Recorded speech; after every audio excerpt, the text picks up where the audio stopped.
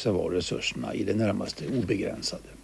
Men man satsade också enorma summor på att kunna spionera på varandra, och i världshaven skapades jättelika system med undervattensmikrofoner som avslöjade motståndarens förehavanden.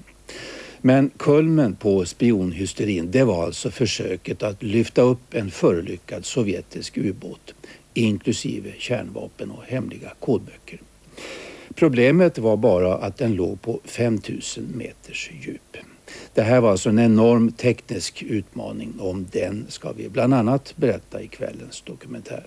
Det är en samproduktion mellan den amerikanska Nova-redaktionen i Boston och Vetenskapens värld.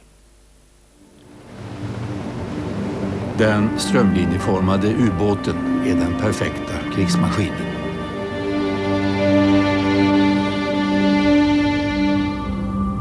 Torpederna är ett hot mot alla fartyg och robotarna når vilken stad som helst.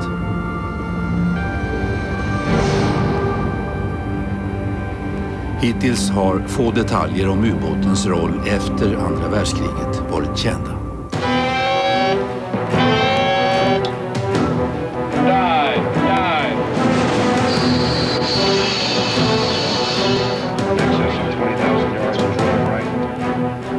I 40 år fanns den i det kalla krigets frontlinjer. Ständigt övade man avfyrning av de robotar som skulle ha kunnat bli inledningen till tredje världskriget.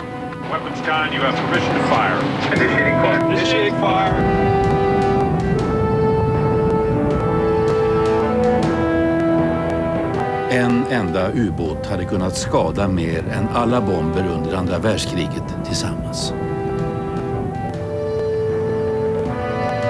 Under kapprustningen utvecklade USA ubåtstekniken till dess yttersta gräns. Det gav väst herravälde till havs, men orsakade också misstag som kostade hundratals människoliv. Fortfarande döljs det som hände bakom en ridå av sekretess och rykten.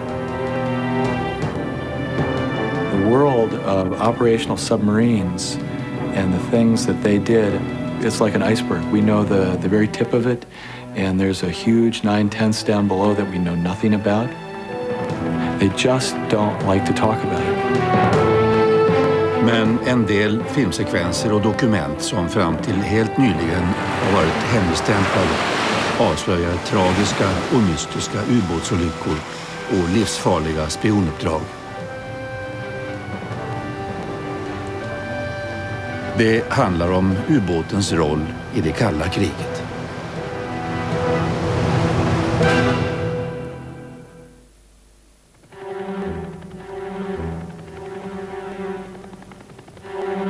I början på 50-talet oroades USA av den sovjetiska ubåtsflottans raska tillväxt. At the height they must have had 500 submarines in service. At the best we have about 130 submarines in service, 150, some number like that. And the way that we make up for the lack of numbers is much better technology. We push the technology as hard as we can. USAs första stora framsteg blev de atomdrivna ubåtarna. De kunde stanna i undervattensläge längre och hade större aktionsradie. Och när USA kunde avfyra robotar från ubåtar så fick man ett övertag i det kalla kriget. En robot ombord på en ubåt är praktiskt taget omöjlig att slå ut. Men det dröjde inte länge förrän Sovjetunionen hade motsvarande förmåga.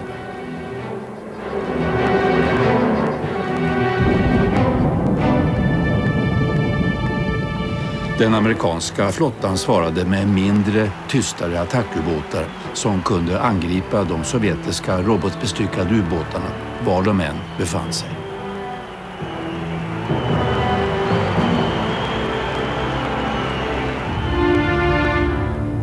USAs ubåtar var utrustade med den allra senaste tekniken, men det hade inte bara fördelar.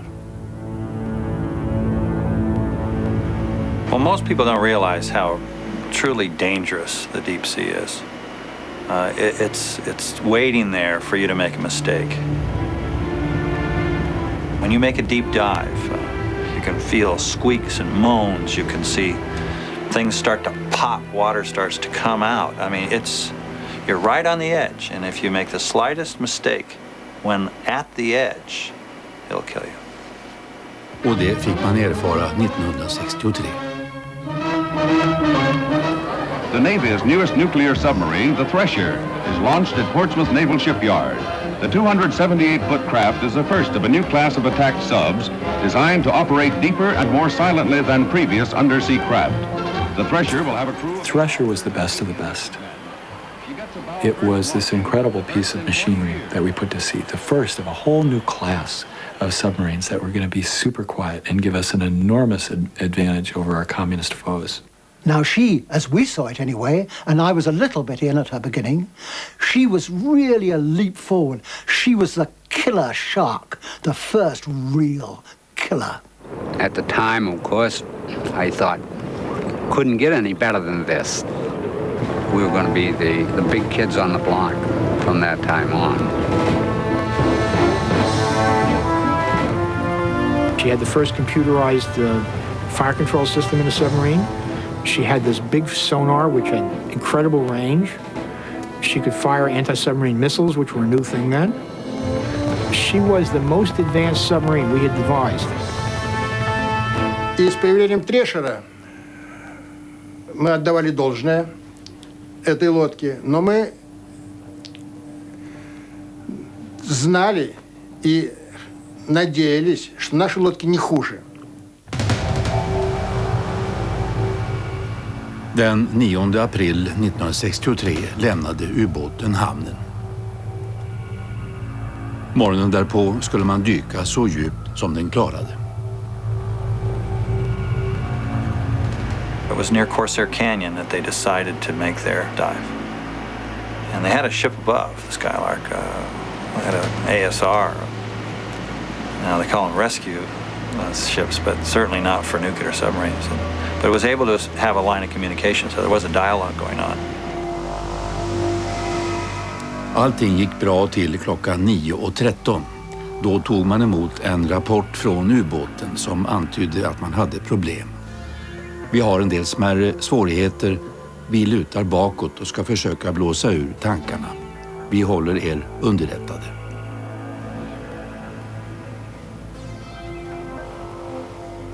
Tre minuter senare kom ett andra meddelande, men ljudet var så förvrängt att det inte gick att tyda. Det följdes av ett lågfrekvent brus och sen blev det tyst.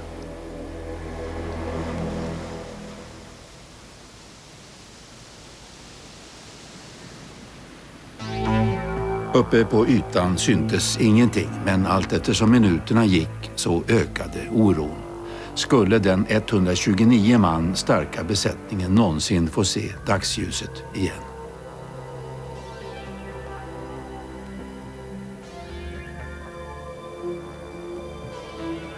Man underrättade marinstaben om det som hade hänt.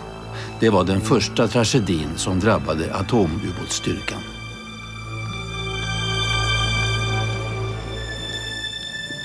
I immediately made an assumption that it had happened perhaps in shallow water. Jumped in the car, drove over to the the development group headquarters. Went in to offer what help I could give, and they just said it was too deep. We'd lost 100 good friends. It's beginning to sink in. Still difficult to believe. Things don't look well though as far as you... Ray McCool hade av familjeskäl lämnat ubåten strax före avgången. In my mind, it was impossible to lose a ship as fabulous as that. I couldn't think of any reason why she was lost or why she went down. 129 men gone. All that machinery gone. All this cutting edge, the beginning of this new wave of technology gone. And we don't have any idea what went wrong. The very first thing they had to do was to find it. They had to understand as well as they could what went wrong. They had to do the forensics, they had to do the detective work, and they couldn't even find the submarine. And that went on month after month after month. Man släppte ner en bil i vattnet och hoppades få några tekniska ledtrådar.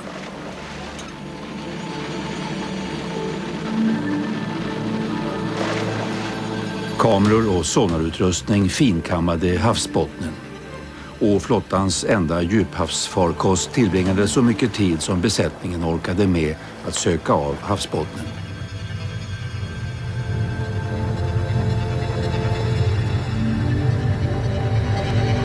Efter 6 månader hittade man det som fanns kvar av ubåten, som hade tryckts ihop med sån kraft att det bara var metallskrot kvar av den.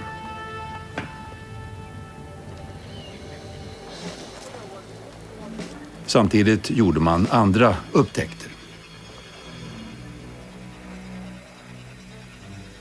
Underhållsrapporterna visade att 14% av kopplingarna i de rör som ledde havsvatten med högt tryck genom ubåten hade underkänts. Hundradels andra kopplingar hade inte testats, trots att kopplingar av samma typ hade orsakat allvarliga läckor. På det djup som ubåten befann sig så skulle ett 15 centimeters rör släppa in 50 000 liter vatten i minuten. Det sista telefonmeddelandet från ubåten gav viktiga ledtrådar till rekonstruktionen av vad som hade hänt. Ett brott i ett rör i maskinrummet fyllde det med vatten och tvingade fram ett nödstopp av kärnreaktorn. Och ubåten kunde inte längre ta sig upp till ytan.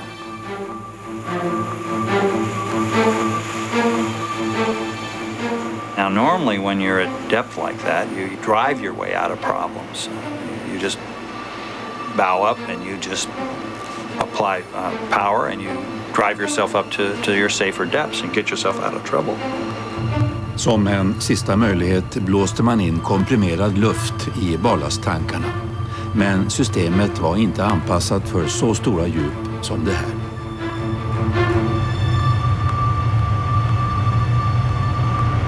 And it couldn't get enough buoyancy. Remember, it's taking on water, so it's getting heavier, and then it's just going to go up, sort of stall out, and then just slip back. Sedan ubåten hade sjunkit under 450 meter så stod skrovet inte längre emot vattentrycket. And once you go below crush depth, which isn't far away, then Mother Nature does it. Pressure just, crushes that submarine. Goes off like a bomb.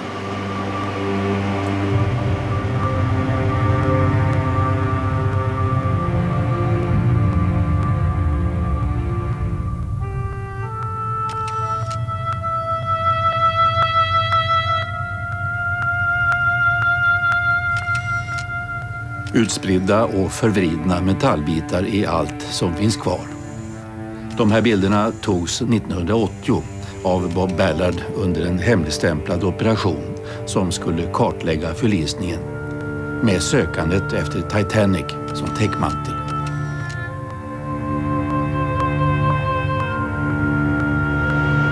Coming in on the Thresher for the first time, it was eerie. It was very much like going to a battlefield or going to Pearl Harbor. Something horrible happened here, and a lot of people died. And you sense that.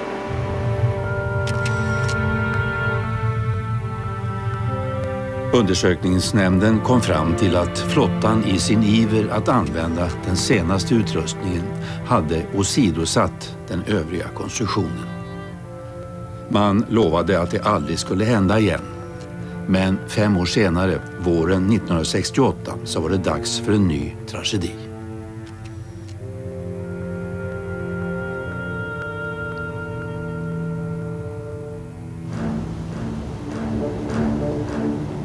Den här gången var offret en ubåt på väg till USA från Medelhavet.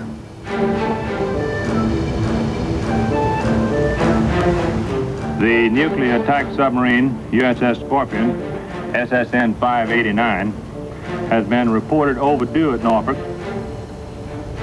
The submarine was scheduled to return to Norfolk at 1 p.m. today at the conclusion of a routine extended training operation with an all-out air, surface, and subsurface search is currently underway in the entire Atlantic Command.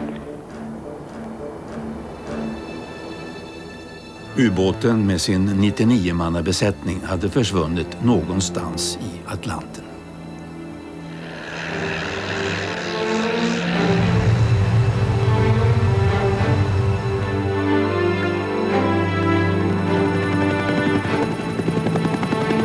Bland de som deltog i sökandet fanns en man som hade förflyttats bara några månader tidigare.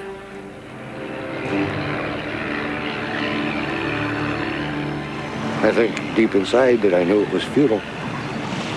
I think I really knew that there was no purpose in it. We had found out, you know, how long it had been since their last communication, and just figured something had to have happened. I don't, you know. Yeah. Hope springs eternal, right? Give me a minute, will you?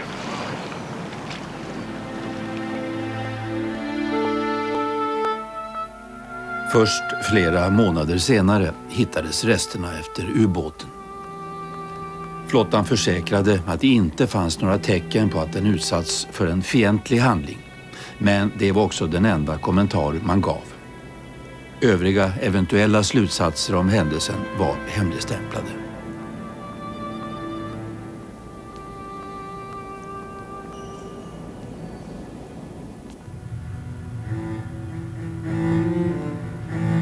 Ubåten ligger på 3000 meters djup i Atlanten. Med hjälp av sin miniubåt filmade Bob Ballard resterna av ubåten i mitten på 80-talet. Den var i stort sett intakt, så den hade tagit in mycket vatten innan den nådde det djup där den annars skulle ha krossats. Det här har varit ubåtens torn. Det har slitits bort från båten. Och det enorma vattentrycket har skjutit in akten i sektionen framför.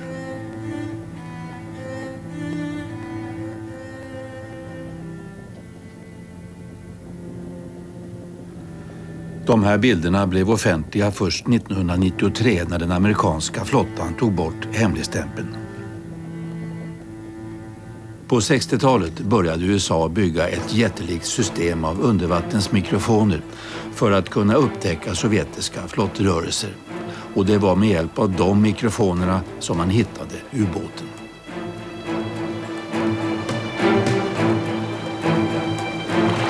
I think in all, in the course of the Cold War, we spent about $17 billion. I mean, we're not talking small change. Big money to wire the world's oceans with these microphones. They had the whole ocean wired for sound. It's really kind of a cool thing. I de här kurvornas variationer kunde teknikerna urskilja ljud från fartyg, valar, undervattensvulkaner och ubåtar. Och man upptäckte en undervattensexplosion.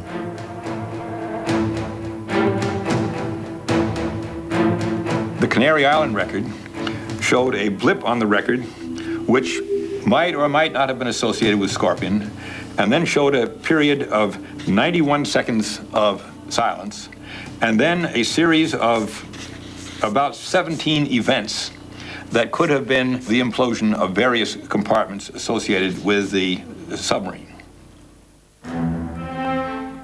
När man sen fann samma mönster i ljudupptagningarna från 2 mikrofoner i havet utanför Kanada så kunde man bestämma var explosionerna hade skett.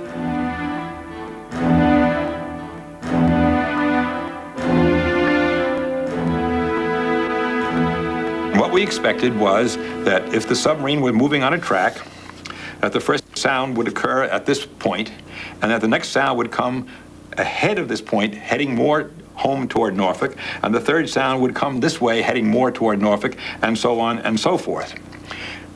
But we discovered to our shock and surprise that the sounds were going in the wrong direction, as though the submarine had turned around and was heading back toward the Mediterranean. Hade ubåten vänt, och i så fall varför? USAs flotta hade en förklaring, men hemlighöll den i 25 år. Inte förrän 1993 offentliggjorde man vad man hade kommit fram till. Man ansåg att en av torpederna ombord hade osäkrats. Det medförde att man omedelbart svängde 180 grader för att därigenom utlösa en säkerhetsmekanism som skulle oskadliggöra torpeden. Sen sköts torpeden ut.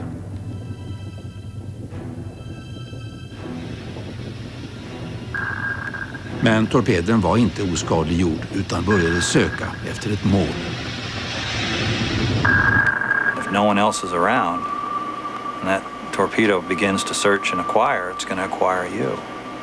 They probably knew what was happening because they would have heard it coming, and they were a bit faster than the torpedo, so they would have had a chance, and I would imagine that they tried to outrun it.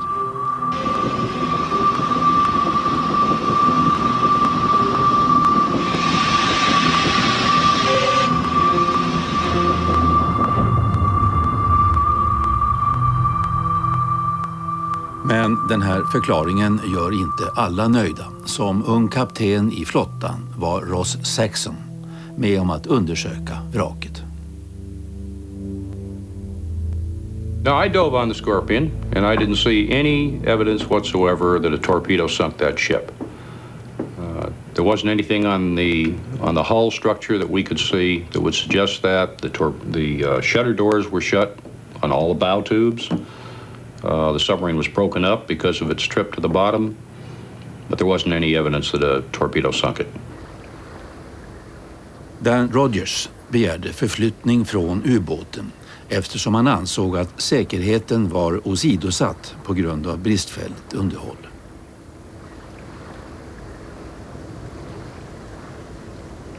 I really didn't want to be there. I was really that concerned about the condition of that boat, and especially the material condition of the boat.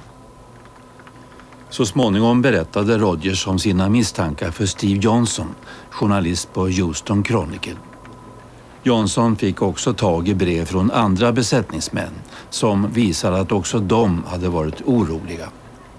Johnson spårade upp Ross Saxon och hans tvivel på torpedteorin fick Johnson att gräva vidare.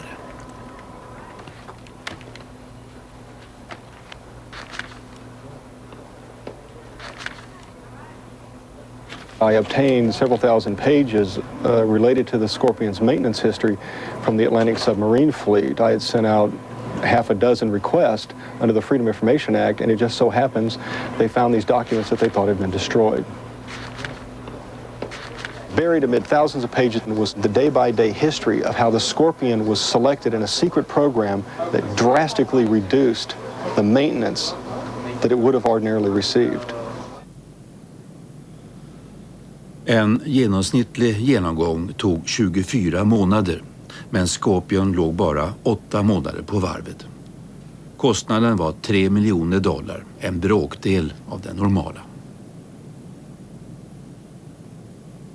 The torpedo theory seems to be extremely convenient for the U.S. Navy because it tends to detract from any other theory, and also it tends to remove any kind of responsibility from the U.S. Navy itself from any maintenance problems that may have contributed to the actual loss of the submarine. Och ännu en ledtråd i mysteriet upptäcktes av journalisterna Chris Drow och Sherry Sontag.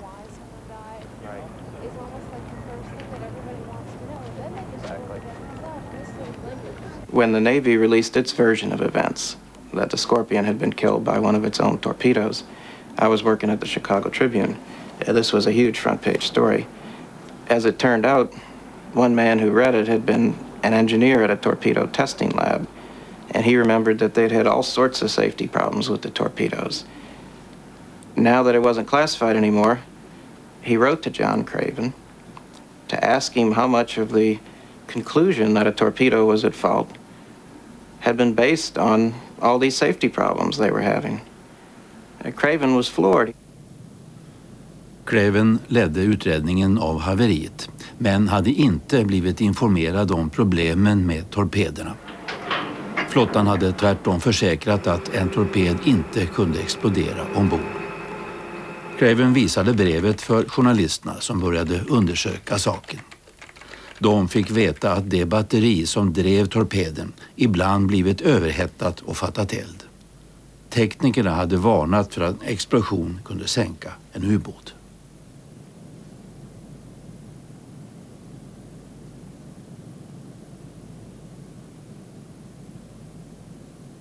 From the moment the lab began to test these components, they warned naval ordnance that the batteries represented a huge danger. They said that there was no margin for error. They said that they could too easily partially activate and catch fire. Naval ordnance ignored them. I'm sorry, you think people what? We spoke to a lot of people who are no longer in contact with one another, who were there during the fires when the alert was made and everything else. We're very confident. We can't tell you that this is exactly what happened to Scorpion, but we can tell you this danger very definitely existed. Kanske var det en torped som sänkte Scorpion. Kanske var det något fel på själva ubåten som inte hade fått en fullständig översyn. Men efter katastrofen avslutade flottan sitt experiment med minskat underhåll och konstruerade om torpeden. Sedan dess har USA inte mist fler atomubåtar.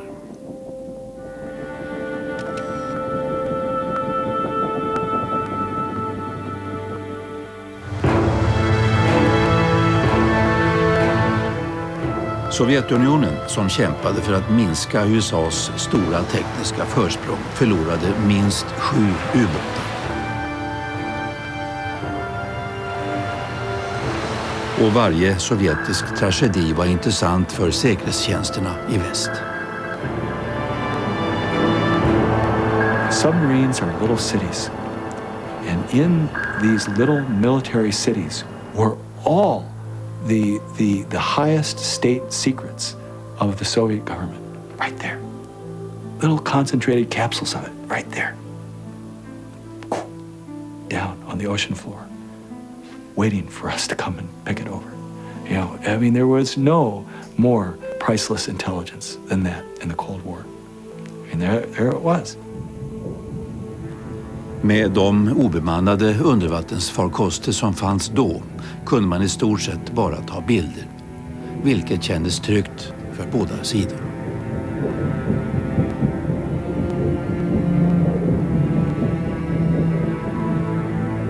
When things are thrown to the bottom of the sea, there is a reasonable presumption that they will stay there.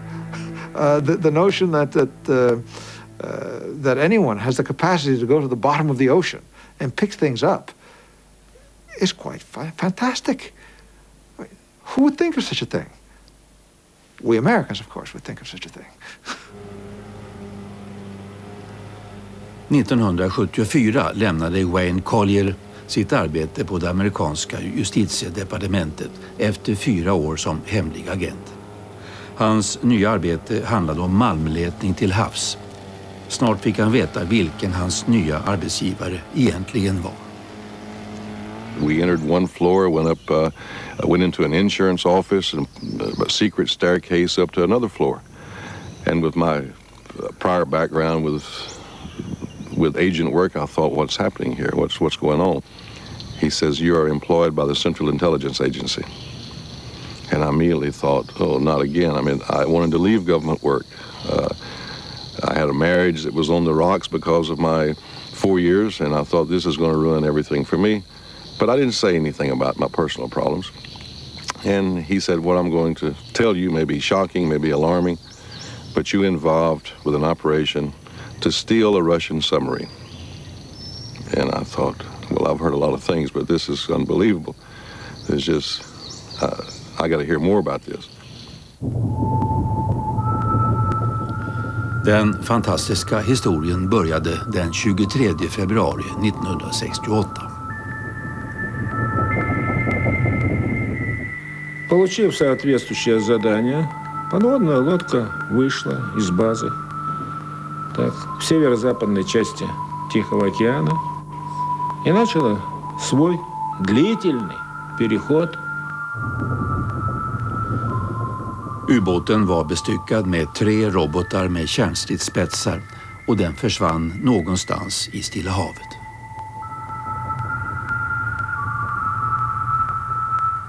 Что могло случиться с этой подводной лодкой? Сначала была загадка.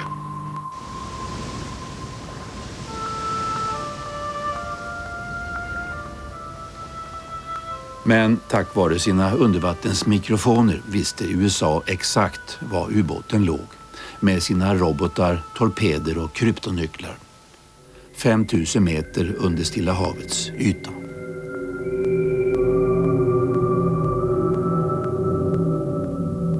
Now, how much is the prize worth? Well, I ask you, how much would you be willing to pay to get a fully armed Soviet submarine on operational station aimed at the United States with the weapons targeted on our cities? It seems to me that's worth an awful lot of money. And we spent a lot of money, sure. Richard Nixon hade just inlett sin första period som president. Han beordrade CIA att inleda USAs största hemliga projekt sedan framställningen av atombomben under andra världskriget. Om planerna avslöjades så kunde det leda till en internationell kris. You're obviously dealing with very sensitive relationships when you get into stealing another country's submarine. Projektet innehöll 2 utmaningar. För det första så fanns ingen känd teknik. Och för det andra så måste hela företaget hållas hemligt. Man måste alltså hitta en trovärdig täckmantel.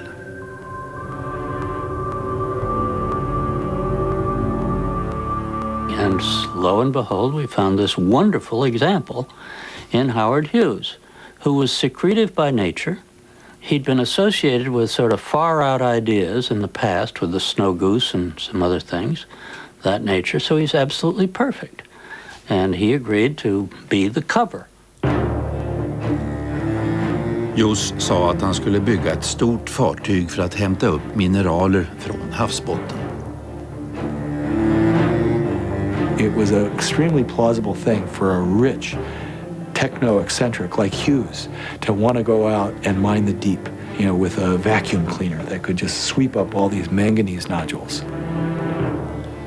Till och med Nova, den amerikanska motsvarigheten till Vetenskapens värld, rycktes med och gjorde ett helt program om malmletning till havs som vi sände här i Sverige.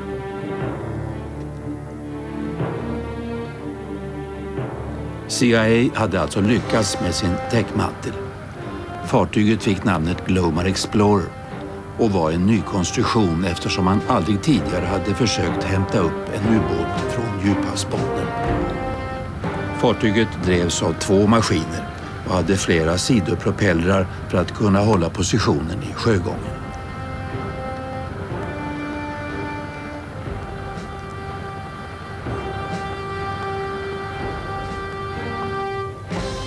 Mittsektionen var ett enda stort utrymme som gick att öppna neråt.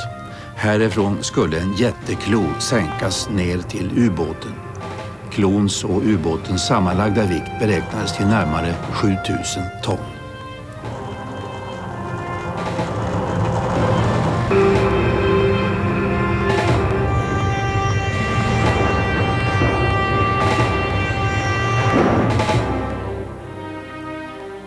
Alla i besättningen var medvetna om de risker som väntade dem. Från att bli bordade av sovjetisk militär till att bli drabbade av radioaktiv strålning.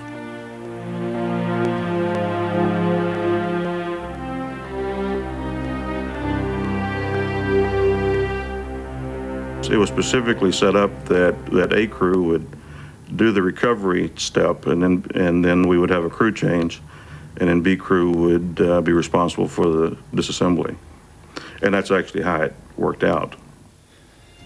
Den här skildringen grundas till största delen på information från just Bill Collier.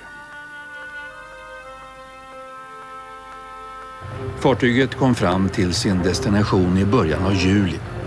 Det tog 2 dygn att sänka klon, som var nästan lika stor som en fotbollsplan, till havsbotten nära 5 kilometer längre ner. Kamerorna på jätteklon sände upp bilder och ubåten verkade hel, bortsett från att maskinrummet hade brutits loss. Man kunde se en kärnvapenrobot i en tub. Medan man försökte få grepp om ubåten så slog den i botten. Man ville inte ödsla tid på att se efter om den var skadad utan gjorde genast ett nytt försök.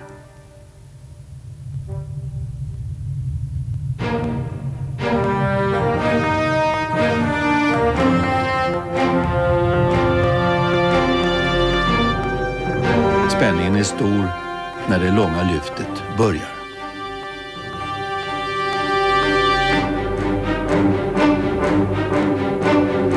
Nära halvvägs upp så ger 3 av jätteklons armar vika. Ubåten kränger till och en kärnvapenrobot glider sakta ut ur sin tub och sjunker.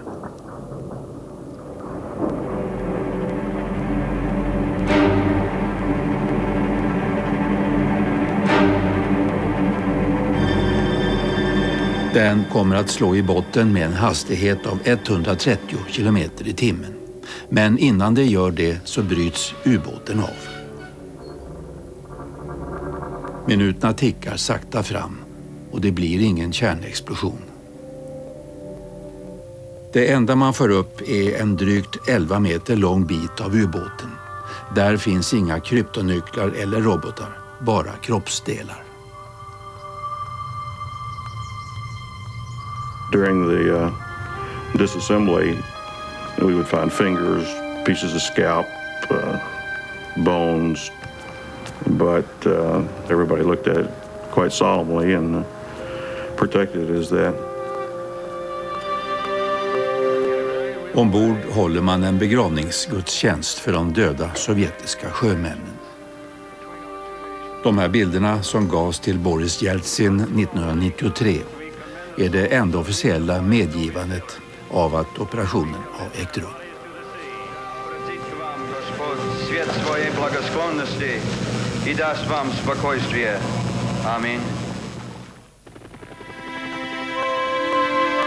Man planerade ett nytt försök nästa sommar, men massmedierna fick reda på vad fartyget hade använts till.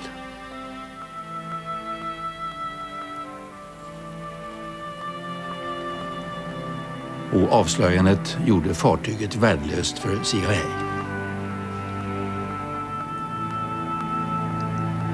Världens mest avancerade malmletningsfartyg fick läggas i malpåse.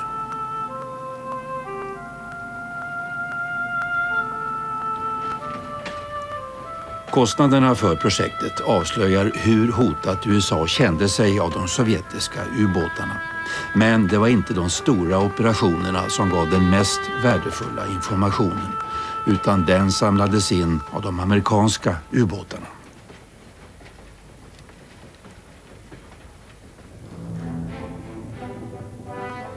Alla amerikanska ubåtar hade vid ett eller annat tillfälle ett spionuppdrag.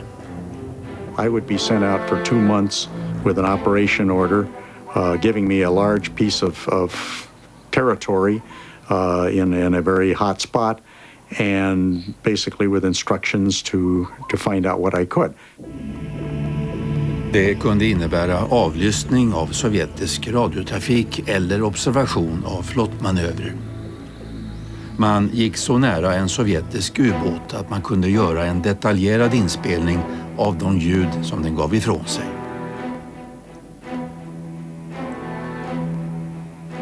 Med hjälp av sådana inspelningar kunde man inte bara avgöra om det var en fientlig ubåt, utan man kunde till och med ange namnet på den.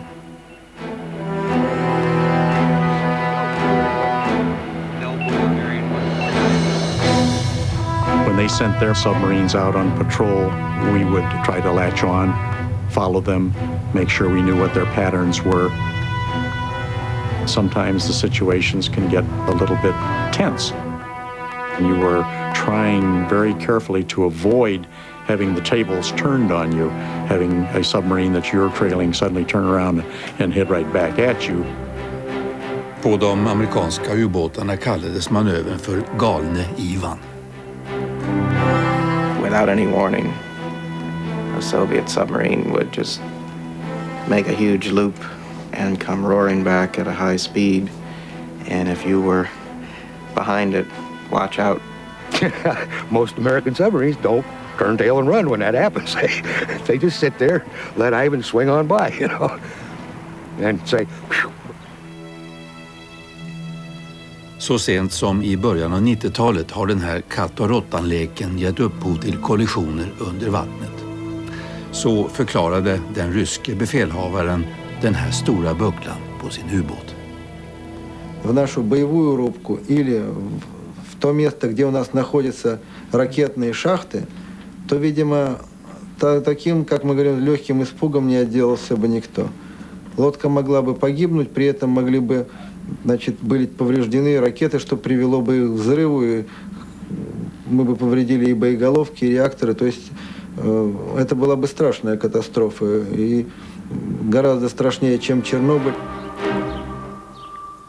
Vid ett tillfälle när man observerade en sovjetisk flottmanöver upptäckte man att en torped var på väg mot ubåten. We were just sitting around collecting telemetric data, in other words, listening, learning what we could of their operation and what they were doing. Sonarman reported, con sonar, there's a torpedo in the water. And I looked over at the other two watchstanders. And I thought I was scared. I don't feel like I looked like they did, but I thought I was scared. Those guys looked like ghosts.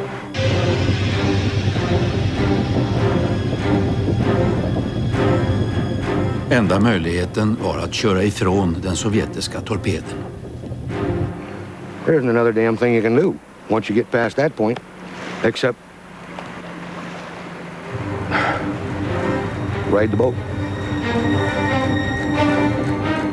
Och i det här fallet så räckte det.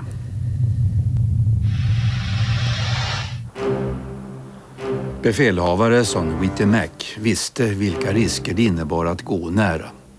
1969 följde han efter den nyaste sovjetiska ubåten i 47 dygn i ett sträck.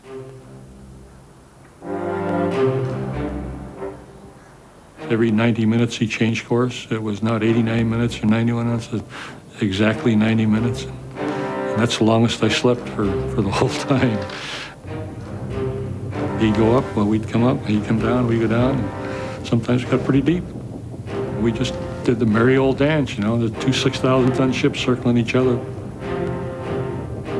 I think probably the most important things that we came back were that we had an idea of where he was operating, the method of his operations.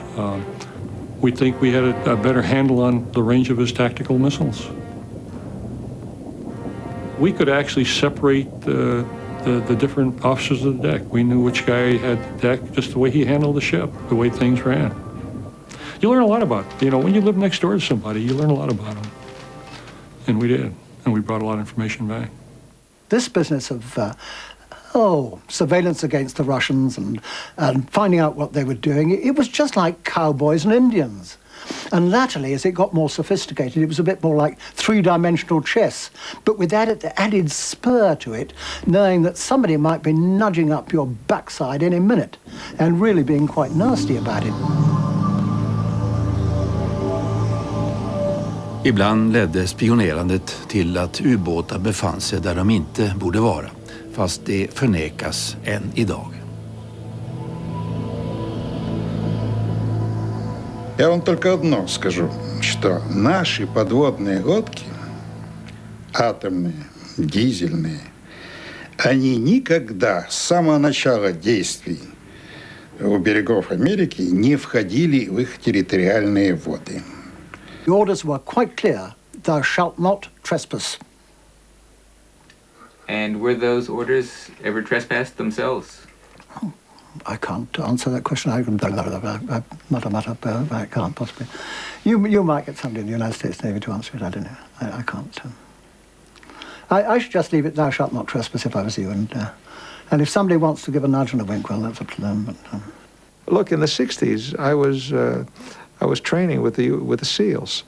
I was in the Navy. I was training with the SEALs, and some of my colleagues had been in the sewers of Hanoi, delivered by my sons. They'd swum up the sewers.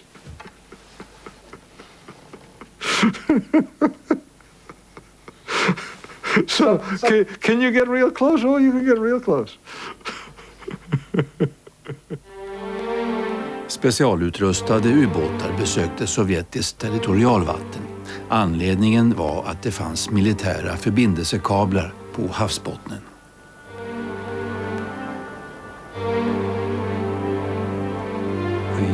The Soviet military naively sent a lot of its military information through cables that loped around through the relatively shallow waters around its periphery. And because it was down there and supposedly unreachable and out of sight and out of mind, they put all kinds of communications on there that were unencrypted. Under en stor del av det kalla kriget avlyssnades de ryska militära ledningarna som var utlagda kring Sovjetunionens kuster.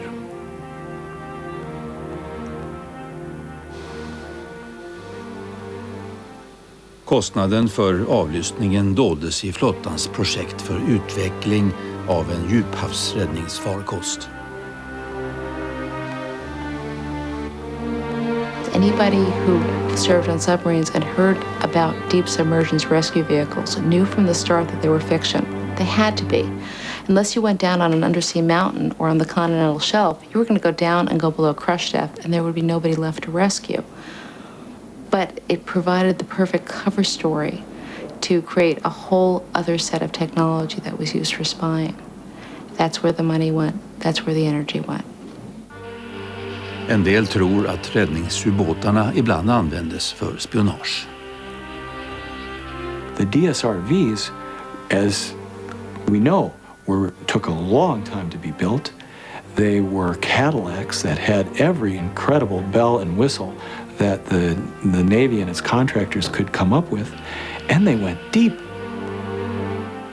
They're able to do all kinds of stuff, and probably many things we don't know anything about. Konstruktörerna av räddningsubåtarna uppmanades att gå ännu längre. They wanted live news online, live at 5. They wanted to know what was happening as it happened. If you can get a line onto one of his lines without his knowing it, you've got him. You've simply got him. And there's no substitute for that. You simply know everything he knows. You are inside his circle of decision. You are, in fact, you have a seat at his table. Med hjälp av specialbyggda ubåtar ville man gräva ner en avlyssningsapparat i havsbottnen under den sovjetiska förbindelsekabeln. They could lift up their cable and inspect it. It would be clean as a whistle. They would lay it down again. They would lay it right back down on the on our listening device. From this tap, you'd run a cable off over 1,200 miles of the seabed to Greenland, where that information would then be uplinked to a satellite and downlinked to Washington, and you'd be listening to the Northern Fleet activity as it happened. And the Northern Fleet would be involved in any World War III scenario, so you would in effect have, advance notice for Armageddon. This involved the development of massive amounts of new technology and, of course, the expenditure of massive amounts of money. The whole thing would have come to about $3 billion. cheap. For the results that were envisaged, this was going to be cheap. It was the highest priority and the biggest budget item in the intelligence budget in the late Reagan administration. You know, they spent about $1 billion on it, and then poof, it all went away because one guy, Pelton. Ronald Pelton var en kryptoanalytiker inom den amerikanska underrättelsetjänsten och fälldes för spionage för KGB. En av de saker han förrådde var avlyssningen av förbindelsekabeln. Sovjet hade stor nytta av välplacerade spioner som Pelton. Men det slutna sovjetiska samhället var svårare att spionera på.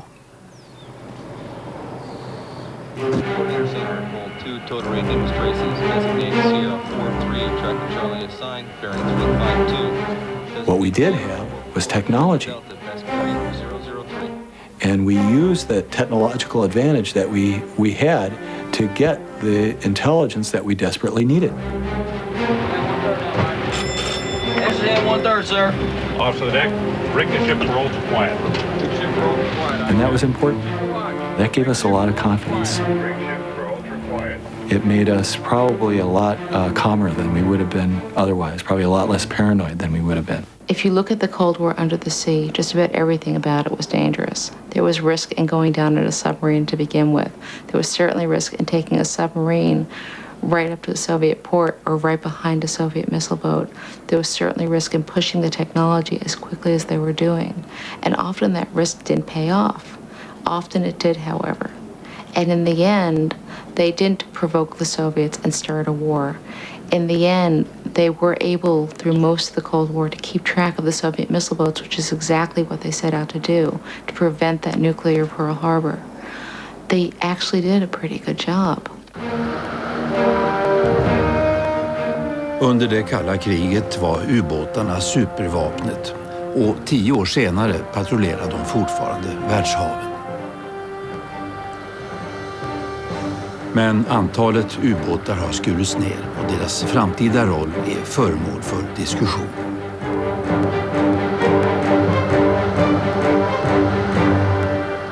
The job the submarine does will change, but the constant that it's very valuable to have this American thing that goes out somewhere, stays there, that they don't know about, that will remain.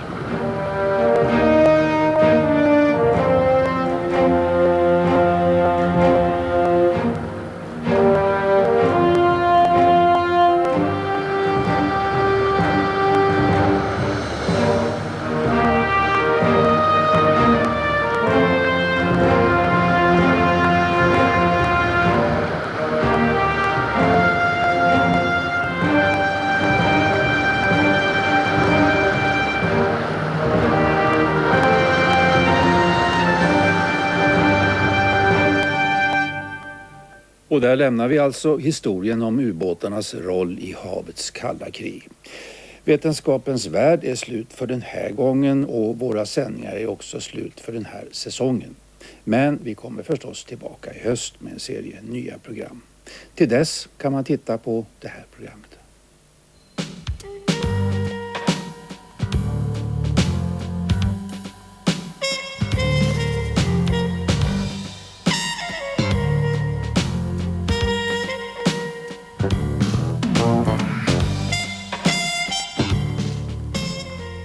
Vårt systerprogram Nova fortsätter alltså ett tag till och det kan man titta på om en vecka här i Sveriges Television. Alltid på en måndag och alltid klockan 20. Vi på Vetenskapens värld önskar våra tittare en god vår och en god sommar och säger tack för oss och